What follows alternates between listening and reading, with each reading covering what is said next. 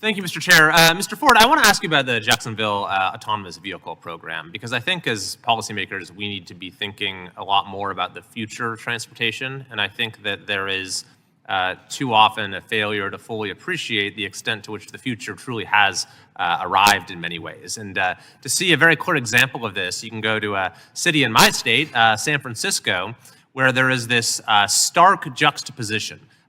Starting with the public transportation that exists, you have BART, which is one of probably the worst public agencies in the U.S. The system is a total disaster. There's a $400 million deficit right now. It's very unsafe. People don't feel safe getting on. It's a system from the 1970s. It's unreliable. The trains don't often run on time. Just generally an unpleasant passenger experience. But then you go above ground and you see these sort of curious looking vehicles at first that are operated by Waymo that have become an increasingly salient feature of the landscape in San Francisco. In fact, I believe that they're now second in the rideshare market. They've surpassed Lyft and I think still behind Uber. But in any case, this is actually, I feel like, not that well understood throughout the country for people who don't live in the few places where Waymo currently operates, and they're actually coming to Washington, D.C. next year, so people around here are going to become a lot more familiar with it.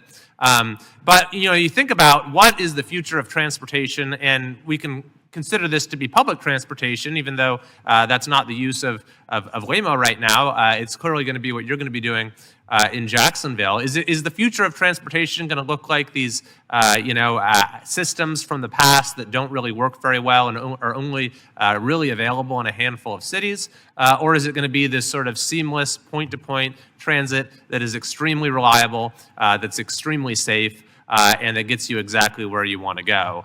Now, of course, there are all kinds of challenges involved in making that something that's broadly available and affordable and useful across the country, but I'm interested in the model you're pioneering in Jacksonville.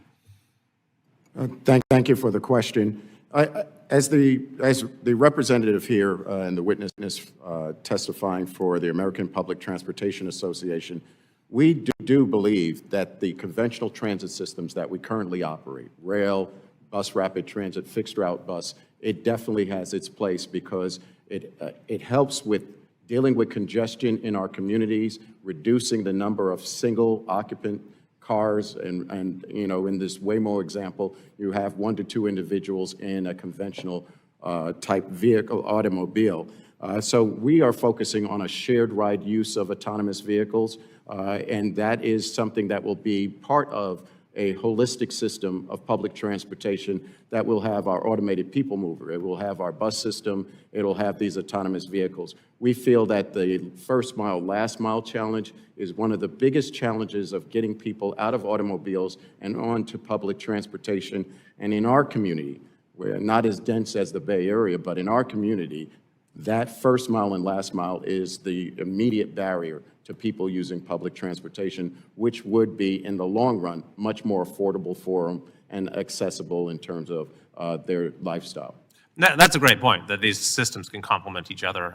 And I certainly think that in areas where we have functional transit and subway systems, they'll continue to be important. There are many, many communities across the country that don't have those opportunities available, though. So I think this is a very exciting possibility to expand that and to sort of think in a more imaginative and broader way about what public transportation and transit really looks like. And quickly, Ms. Klein, I have about a minute remaining here. I wanted to ask you about your transit program for veterans, because this is one of the major obstacles that we see for veterans being able to get the care that they need, is just being able to get to their appointment at the VA, or especially if they have some sort of specialty specialist they need to see or procedure that isn't available within many miles. How do they even get to their appointment? Can you tell me a little bit about how that works and maybe how we could expand these sort of opportunities for our veterans?